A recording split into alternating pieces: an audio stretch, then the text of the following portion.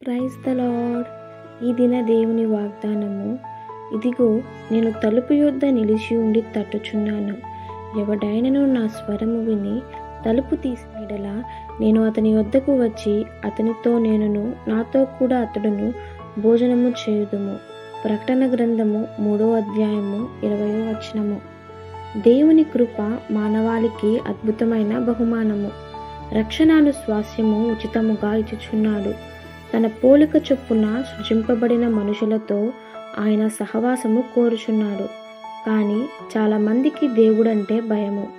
ఒక స్నేహితుని వలె కాక విరోధి వలె దేవుణ్ణి భావిస్తారు. శారద అను స్త్రీ పేదరికంతో బాధపడుచుందని ఎరిగి పాస్టర్ గారు ఆమెకు కొంత ధనం సహాయం చేయాలని తలిచి ఆమె ఇంటికి వెళ్ళెను. కానీ ఆమె ఇంటికి తాళం వేసి ఉండెను.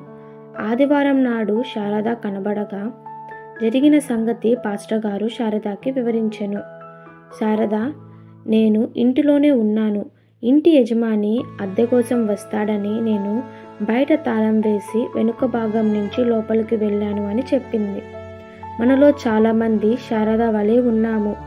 ప్రభువు మన దగ్గరకు వచ్చినప్పుడు కూడా మన హృదయ ద్వారాలను మనం మూసి ఉంచుతున్నాము.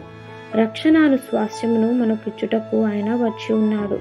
నేడు ఆయనను అంగీకరించి నిత్య జీవమును పొందుదాము. ఎందుకనగా పాపము వలన వచ్చు జీతము మరణము. కాబట్టి మన యొక్క హృదయ ద్వారాలను ఆయన వైపు త్రిప్పుకుందాం.